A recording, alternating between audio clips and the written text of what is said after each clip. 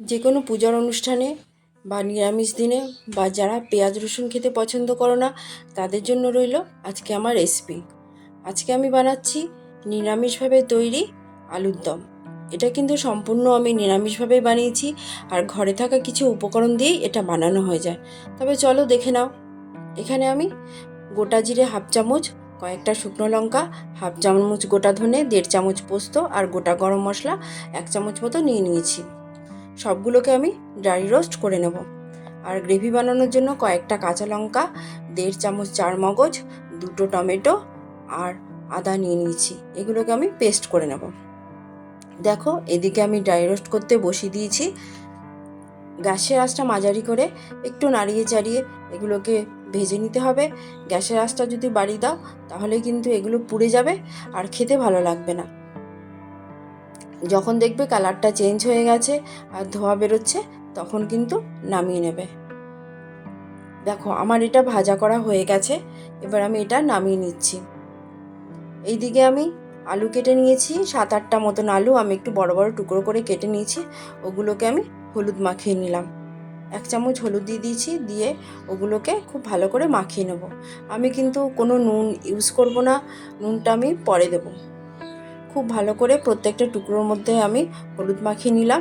এইদিকে একটা কড়াইয়ে সর্ষে তেল দিয়ে দিলাম। তেলটা যখন দেখবে এরকম একটু ফেনা মতন হয়েছে তখন আলুর টুকরোগুলো দিয়ে দিতে হবে। তেলটা কিন্তু খুব বেশি গরম করার দরকার নেই। খুব যদি গরম করে ফেলো তাহলে আলুগুলো কিন্তু ছোট ছোট হয়ে যাবে। প্রত্যেকটা টুকরোগুলোকে আমি দিয়ে দেব, দিয়ে আমি 50% মতন নাড়িয়ে চাড়িয়ে ভেজে নেব। আর গ্যাসের আঁচটা কিন্তু আমার মাঝারি করা আছে। দেখো, একটু নাড়িয়ে চাড়িয়ে আলুগুলোকে আমি ভেজে নিচ্ছি। খুব বেশি কড়া করে ভাজবো না। আলুগুলো আমার ভাজা হয়ে গেছে। এবার আমি আলুগুলোকে নামিয়ে নেব। এই রান্নাটা নিরামিষ হলে কী হবে, খেতে কিন্তু জাস্ট ফাটাফাটি লাগে। তোমরা রুটি, লুচি, পরোটার সাথে বা ফ্রাইড রাইসের সাথে, পোলাওর সাথে এটা তোমরা নিরামিষ দিনে রান্না করে খেতে পারো। আলুগুলো আমার নামানো হয়ে গেছে। ওই তেলের মধ্যে আমি হাফ চামচ জিরে দিয়ে দিলাম ফোড়নের জন্য। ফোড়নটা একটু ভাজা ভাজা হয়ে গেল। এবার আমি মশলার পেস্টটা দিয়ে দিলাম, দিয়ে খুব ভালো করে তেলের মধ্যে কষিয়ে নেব। এবার আমি হলুদ দিয়ে দিলাম হাফ চামচ মতন, দিয়ে একটু নাড়িয়ে চাড়িয়ে নিচ্ছি। কাশ্মীরি লঙ্কার গুঁড়ো দেবো হাফ চামচ মতন। তোমরা চাইলে এটা স্কিপ করতে পারো, তবে আমি দিয়েছি এটা কালারের জন্য। আর শুকনো লঙ্কার গুঁড়ো যদি তোমাদের ইচ্ছা হয় তো তোমরা সেটাও দিতে পারো।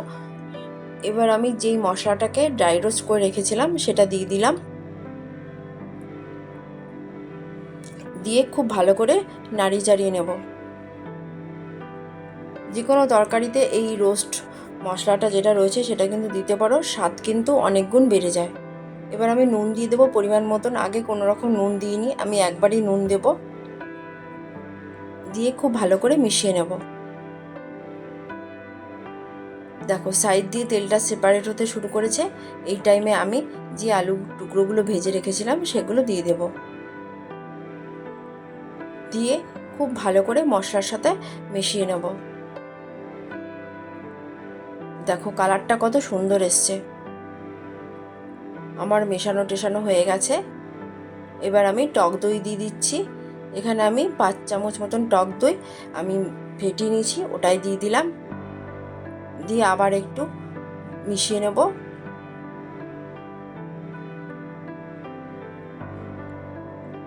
ব্যাস, আমার সবগুলো মেশানো হয়ে গেছে।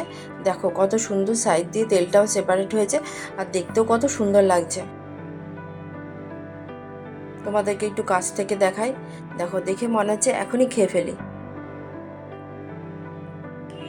এবার আমি জল দিয়ে দেব, পরিমাণ মতন জল দেব। খুব বেশি ঝোল ঝোল করব না, একটু মাখো মাখো টাইপের করব, সেই বুঝে জলটা দেব। এখানে আমি 1 গ্লাস মতন জল ইউজ করেছি, দিয়ে নাড়িয়ে চাড়িয়ে নিলাম।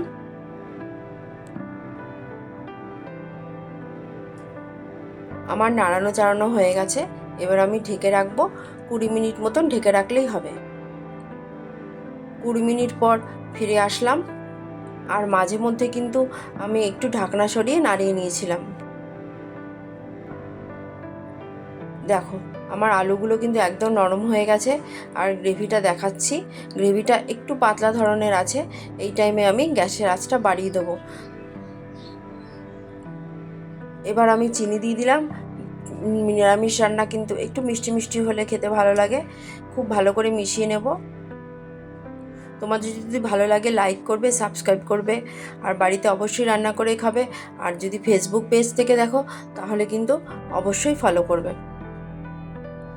ব্যাস আমার নাড়ানো চাড়ানো হয়ে গেল। এবার এটা খুব ভালো করে ফুটতে শুরু করবে। তারপরে আমি ঢেকে রাখবো। 10 মিনিট ঢেকে রাখার পর গ্যাসের আঁচটা কিন্তু বন্ধ করে দিয়েছি। এবার তোমাদের দেখাচ্ছি গ্রেভিটা কত সুন্দর লাগছে, দেখেছো? দেখো গ্রেভিটা কত ভালো লাগছে, শুধু গ্রেভি দিয়েই কিন্তু খাবার হয়ে যায়। এবার একটা বাটিতে সার্ভ করে দেখাচ্ছি। দেখো কেমন লাগছে বলো? দেখলে হবে, বাড়িতে তো রান্না করে খেতে হবে নাকি? ব্যাস আমার রান্নাটা কমপ্লিট, আমি সার্ভ করছি। তোমরা সবাই ভালো থাকবে, সুস্থ থাকবে, তোমাদের পরিবারের সকলের খেয়াল রাখবে। ব্যাস, টাটা, বাই, সি ইউ।